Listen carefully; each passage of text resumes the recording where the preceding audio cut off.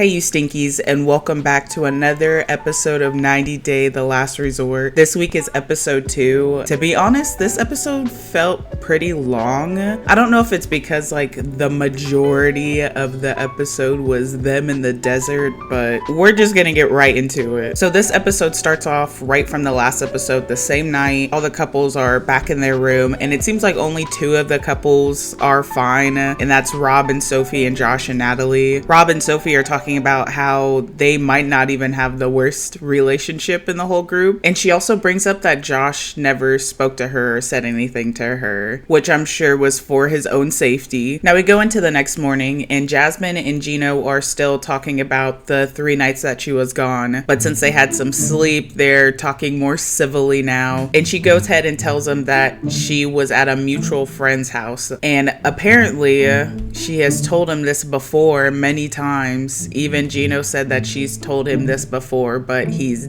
just now believing her. I don't know what happened for him to just like flip a switch and be like, oh yeah, I believe you now. But I've had the night to sleep on things, and, I'm feeling a little bit better about the fact that I don't believe that Jasmine is sleeping at a guy's house. Stop the cap. Stop the cap right now. Stop the cap. Now we go into Ari's room, and from the last episode, we saw Benny get kicked out by Ari, so he was in his own room. So the therapist ends up coming in and having some one-on-one time with them. So Ari calls Benny over, and the therapist starts talking to them, and he immediately starts asking for his socials. He just wants his passwords. And at this point, just give this man his passwords. She even goes on to say that she changed his passwords because she was mad and she doesn't regret it. But at this point, it's like, just you holding his passwords is... Basically, he ends up saying it, that he feels blackmailed, that she is holding on to things of his and being like, you have to do things for me before I give this stuff back to you. And Benny tells the therapist this, that he feels controlled, that he feels blackmailed. So the therapist asks them, what have they been doing for their relationship? Have they been even trying? And Ari says that she took her kid and moved to Ethiopia just to get some space. And the therapist points out again, did this do anything for your relationship? Are you guys trying? Obviously that didn't do anything, because she just up and left the whole country. So the therapist is just straight up with them and is like, do you guys even want to be together? What do you want in regards to this relationship? Do you want it at all? No. They both agree that they want to be together because of Avi. I don't know. My parents have never been together my entire life, so I don't know how it is to go through the divorce, or I've never had friends going through divorce or anything, but I feel like a big thing that I always hear is when a married couple, or just a couple in general, stay together because of their kid, it never really goes well because you guys are just constantly arguing in front of that kid. It's causing more damage than good. I understand you guys want to be together for the kid, but sometimes you're just putting him in an environment and it's best to just separate. But yeah, at this point, they're just saying that they want to stay together because of Avi. So the therapist lets them know that she doesn't have much more time to talk because they have to go do their activity. So she tells them to get it together and tells Benny to stop asking for his socials, at least for today, and they agree, so they get on out of there. Now they pull everybody up into their cars and they start heading out to the desert, and freaking Gino and Jasmine, they're talking about what if they got lost out in the desert, or they got stranded out there and they had nothing and it was just them. And she was like, if I had to eat somebody, if it resorted to that, she wants to eat Benny because he has a lot of muscle on it. And we are driving, and now we're in the middle of nowhere. We're in the boonies. This is how horror movies start. If we get lost in the desert and we have to survive, and we are cannibals, I will eat Benny for sure. The muscle, maybe that's gonna nourish my body. That would be my first victim. And I think I've said this before, but I don't eat meat. Eat your vegetables! Am I wrong wouldn't you want something more fatty than muscly, or am I wrong about that? I feel like you would want something more fatty, right? I don't know. I don't even know why I'm even talking about this like this. This is a real situation. So they all get to this place called Compromise Canyon. Well, that's probably what they were calling it. I don't know if that's what it's actually called, but they get there and they walk up on these pile of rocks, and the therapists there tell them that they're going to take 2 rocks and they're going to write one issue that they have on both of the rocks, and they're going to carry one of the rocks and then they're going to give their partner the other rock. So they're both going to have to carry 2 rocks in their backpack on this hike because it's supposed to symbolize like carrying unnecessary weight, which I completely understand. But I swear, if somebody give me a big old rock you better bring me out a pebble. I ain't about to carry 2 rocks.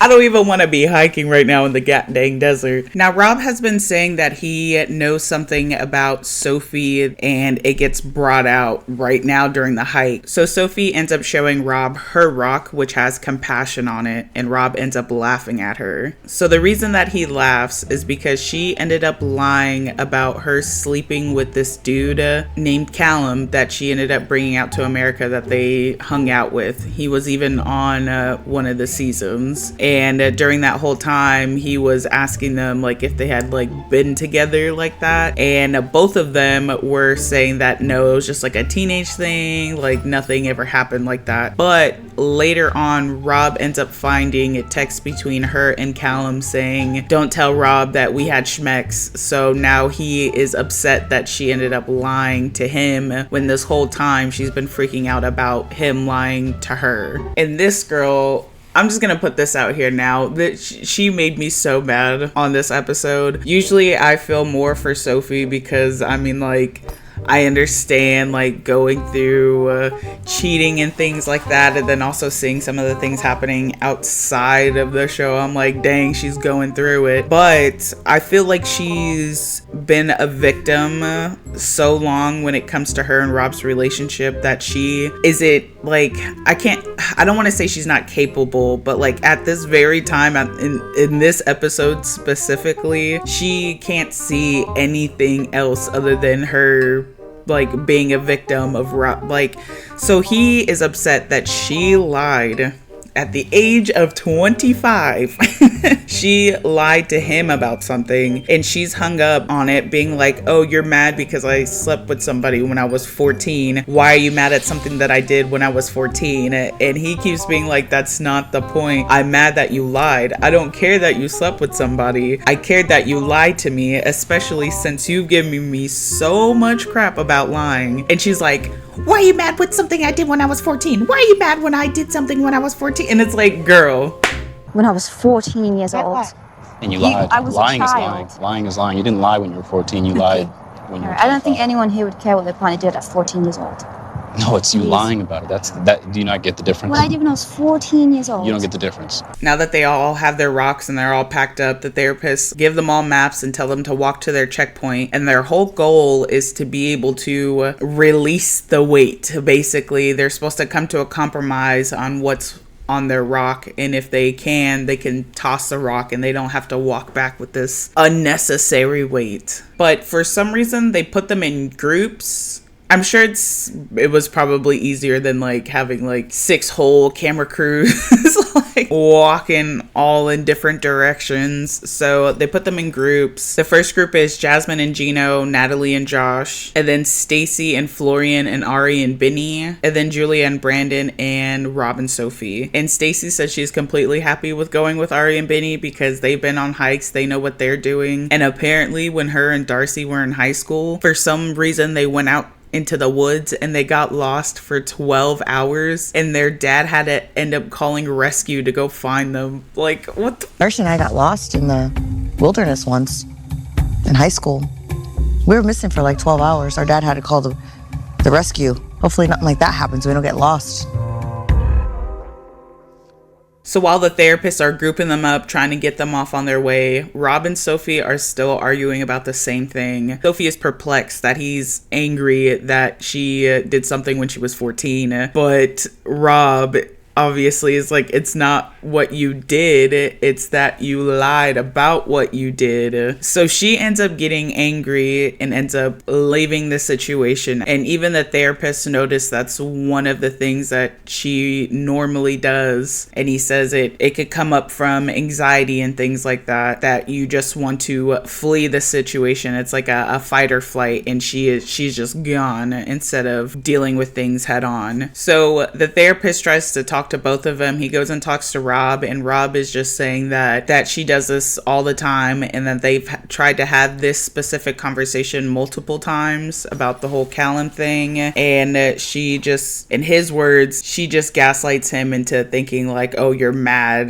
that I did something when I was 14. So the therapist runs off to go see Sophie, and Sophie's basically just like, no, I don't want to do this because he's going to be pissy the whole time. He's not going to want to actually cooperate. So she's like, nope. So the therapist just gives her literally like a couple of sentences of advice and just apologize. And she's like, all right, okay, I'll go.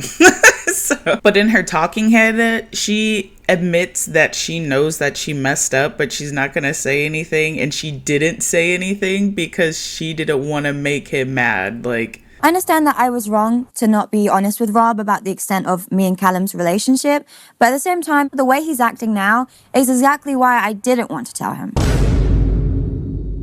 Now everybody goes off onto their hike, and the only people left back is Rob and Sophie. And Brandon and Julia complain for some reason that they're not there with them, and even say that they're weighing them down and that they're not going to get the help that they need and all kind. Like, I think they were just putting in some fake nonsense. Either that or they were just complaining just to complain, because I'm like, what are you talking about? But they're all off on their hike, and tell me why Gino is in jeans and Stacy is in a wig, lashes, blinged out. Like, I know you gotta look good, girl, but I can't even explain, Gino, why the hell are you in jeans, my guy? But since Stacy is all blinged out and lashed up, she ends up having to put like a hoodie over her head. There's too much going on, so Florian's like, F it, I'll give you a piggyback ride. Come on, my queen. And he lifts her up. They start walking up the hill, and right at this moment, Ari is telling Benny that she wants him to be more affectionate. She wants more affection in their marriage, and she sees Florian giving Stacy a piggyback ride, and she's like, see, like that, isn't that cute? So she starts asking Benny to give her a piggyback ride, and he's like, no, I'm tired, like I'm carrying these rocks. And she keeps nagging him like,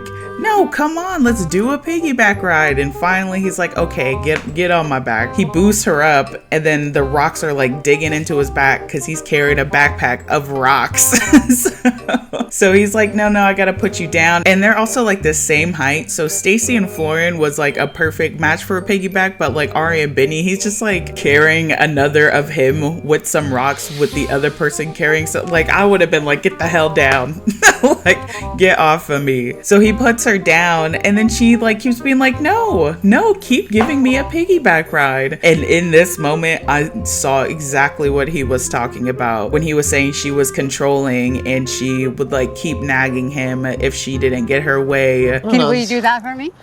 No, just I'm tired. Just See, like, for example, what they're doing, baby? That would mean a lot to me. okay, you want to do this? Yeah, I want to do that. Get down. The stone is spoke me. No, the stone is behind the stone. Okay, let's fix it. I'll put the backpack on. It's fine. No, I'm not going to continue. Give me the backpack. Right there and then, I was like, dang, she was not getting over it. And it was specifically the piggyback ride. So girl, leave that man alone. Give him his passwords. Go on about your day. But after Benny finally is like, no, I don't want to do that, and walks away, Ari starts not even really crying. She was not crying. There was one tear that came out the whole time. She was squeezing her eyes together. And I'm like, girl, you gotta stop. So Stacy and Florian kind of have to play like the therapist, basically. And Stacy is talking to Ari, and Florian goes over to Benny and lets him know that like they should just try to get through this and work it out, especially since they have a child. And he lets him know that if you love a person, that person should be more important than social media. So after a little pep talk from Stacy and Florian, they finally get back to their hike, but then they literally stop again. And this conversation just goes into Benny saying that he's willing to work on it as long as she stops being controlling and gives him some space. But he'll end up leaving if she continues to keep doing this. And when he's saying this, he doesn't say anything about his social, not once. All he says is, I will leave if I keep feeling like I'm being controlled. And she's like, the therapist told you not to say anything about your socials. I'm not move on if you not give it to me freedom. If you give it to me, give it to me. If you not give it to me, I don't know. Okay, So like Vinny, something. we agreed that social media, that was it off, with that the therapist asked you not to talk about social media. Now, for the most part, everybody has gotten to their destination and they have started doing their rock therapy. And the first couple we get to look at is Jasmine and Gino. Jasmine on her rock writes independence. She tells Gino that she feels unsupported, feels unhappy, doesn't feel appreciated, and she just wants some support for Gino. And Gino immediately goes into the financials saying, oh, I pay the rent, I pay the gas, I buy the groceries, and goes into being like, I was supportive to you in Panama financially. Like, that's all he had was, I've been financially supporting you. And he tried to say that at one part he was emotionally supportive, just one part of the relationship. I support you by paying the bills every month in our home. I've been supporting you since you were in Panama financially and with emotional. I've been supporting you since you've been in Michigan. That is total support. So don't say I don't support you. But yeah, he just goes into being like, I've been financially there for you this whole time. Yeah, that's great support, but I don't think she's talking about in that way. Well, let me not lie, because she goes into saying that she feels so dependent on him because she doesn't have a license or anything like that. I guess this was recorded before the tell-all, the happily ever tell-all, because during the tell-all she says that she got her license, but it was because a friend helped her get her license. So in the end, Gino didn't even help her even get her license. But like I was saying, she says that she feels so dependent on him because she needs him to take her everywhere, and all she's asking is to help her get her license, and she wants him to help her get a car. And she's like, I don't need anything expensive, I just need something to get me from point A to B, even if it's a little rust bucket Flintstone car. I just want something. And he's straight up just like, nope, I don't have the money for that, nope, we can't afford it. And she's like, you always do this. Gino goes on to say that he's not going to do that because, one, he can't afford it, and two, she's not going to appreciate it. And she's like, you always do this. You always make up some excuse why you can't do something. And let me tell you, they don't even get to Gino's rock. They just start arguing. Like, there was no more Compromise Canyon. It was just them in the desert arguing at this point. It goes into Jazz calling him a scammer, saying that he promised that he was gonna be a good husband, give her a good life, all this, and now she's out here miserable as hell. They're just yelling, and it gets Natalie and Josh to come over and like split them up. And let me tell you, Natalie, she is a mean girl through and through. She likes the drama, the kitty catness. She comes over kikiing, laughing that they're going at it. Like, in no way should this be funny. Two people breaking down in the middle of the marriage and you're coming over like, yes. So needless to say, they do not toss their rocks. They're going back down that hill with those rocks. Now the next couple we get is Ari and Benny, and this was so awkward. Ari pulls out her rock, and her rock says affection. Obviously, she has been saying it. She wants more affection. That's her husband. They haven't been, well, they've also been living in separate countries, so I don't, you know what? Anyway, she writes affection on her rock, and she tells them what they're going to do is hold hands and look into each other's eyes. And I feel like even if he said no, she would have kept, like, going at it. Like, she did ask, like, do you want to do that? But I felt like that wasn't a question. It was like are you gonna listen to me? So before we talk about our rocks, we're gonna hold each other's hands and we're gonna look into each other's eyes. Okay. Okay? Do you want to do it?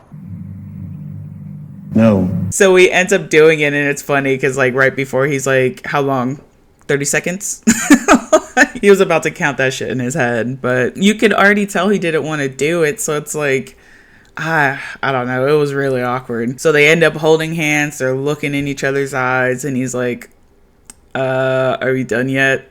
yeah, are we good? So, but Benny in his talking head says that he likes affection. He likes all the hugging and the kissing and stuff, but he's not gonna fake it, and he can't fake it with her, especially when he's not feeling that way. And after they stop holding hands, Ari is like, well, is there any affection you could show me today? Like right now? Can you do it right now? Can you change right now? Like, how are you gonna ask him to do something today? Like, nothing is gonna like change. I don't know. The whole situation was just so awkward. So we move on to Benny's rock, and his says respect. He basically just tells her that he wants her to stop being so controlling, and he wants her to stop yelling at him. And that's literally all he has. He's like, I just want you to stop telling me what to do all the time and getting mad if I tell you no. And Ari's like, sure, yeah, I'll work on it. So they get to toss Benny's rock, but Ari is like, I don't feel like we came to a compromise on mine because you didn't want to show me any affection right now. So she didn't ask, like, is there anything that we can get to, like, in a couple of weeks, anything that we could do to like make some stuff stirring up. She was just like, nah, can you bust it open right now or not? Because if not, then I'm taking this rock. They don't compromise on her rock, so they end up having to take hers, but they toss Benny's. Now it's Stacy and Florian's turn, and this whole scene had me gone. I was dying, and I don't mean to laugh at her because she was going through something. She was releasing. I'm releasing. Let me just release. But Stacy writes on her rock trust. She basically just wants to be able to trust Florian. She goes into this whole thing and she releases. I want to be able to trust you. I want to be able to grow old with you. I want to get back to where we used to be. I don't want it anymore. I don't want it anymore. You take it from me. I want to be free. I want to be free. But Stacy says the way that they can compromise is if Florian can act more and talk less. Instead of just saying what he's going to do, he just needs to do it. And Florian says there's going to be some change, that he will stop going out late sometimes. And he'll be there for her. So they get to toss her rock. Now Florian's rock says listen, and his little part, sweet and simple. Like I said, there is nothing going on with Florian, but his rock says listen, and Stacy is like, oh yeah, I do overtalk him sometimes, but it's because I'm just trying to help him. Like, he's trying to get out a sentence and I already know what he's trying to say, and I'll just finish it for him. And she's like, yeah, I know that I do that, and I'll change that. And he's like, okay, yeah, let's toss the rock. And that was it. And the whole time Stacy is describing their experience with this hike, Florian's face, not even just this moment, like in almost every interview that they have, especially when Stacy is being very descriptive or being very lovey, he's just like staring at her like, what are you talking about? Now we get back with Brandon and Julia, but they still haven't found their way, and more Julia anyway, is blaming Rob and Sophie for bringing them down and saying that they're not gonna get their chance or whatever because of them, just like mad at them for no reason. And it's funny because Rob and Sophie end up catching up, and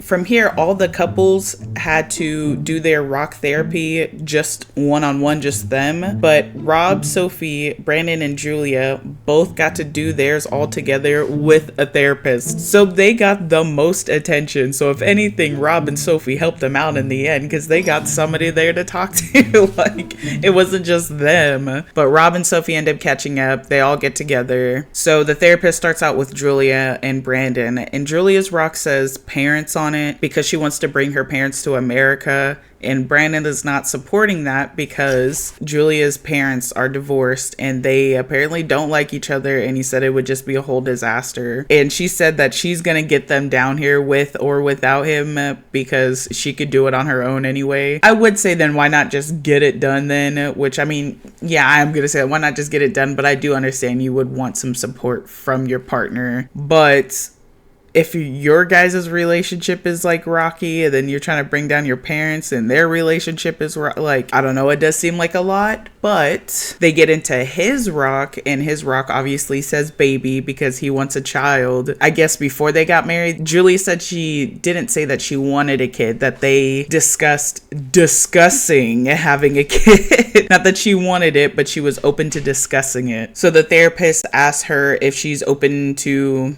discuss having a baby, and she's like, yeah, I'm open to talk about it. Am I gonna have a baby though? No, I won't have it, but I'll talk to you about it. So there was no compromise with his rock. So he turns around and is just like, fuck you, I ain't gonna do anything with your parents then. Like, so neither of them compromise with their rocks, so they both end up having to take their rocks down. Now we get to Natalie and Josh, and it gets wrapped up so quick. We don't even get to see Josh's rock. Natalie pulls out her rock and it says access. She's basically just saying she wants to be a part of his life, wants to be in the family, and most importantly, go see his house. She even tells him, like, we can just step in the front door and I'll just look around and that's it. But on the side, she's like, no, I'm gonna investigate his house. I'm gonna go through that bitch. Like, he doesn't want me to investigate his house. And I do want to investigate his house. Oh, you crazy. So she's like, you're gonna let me in there regardless. And he's like, you know what? If we make it through the 3 weeks, I'll let you come. And she is ecstatic. She is on cloud 9. And he keeps being like, if we make it. And they end up tossing their rocks. And like I said, they don't even say what Josh's rock said. So I don't know. Now we get to Rob and Sophie. And I'm just going to go over them really quick because we already know the issue. Rob's rock said transparency. He obviously wants her to not lie to him. And she's like, all right, I apologize about that. Next time I'll try to be as upfront and honest with you. And then her says compassion because she wants him to be more understanding of her feelings. And he's like, yeah, I got you. I'll work on that. So they both get to toss their rock. Now they're all huddled back into the car and they're heading back home. And my goodness, it would not be an episode without some juicy drama.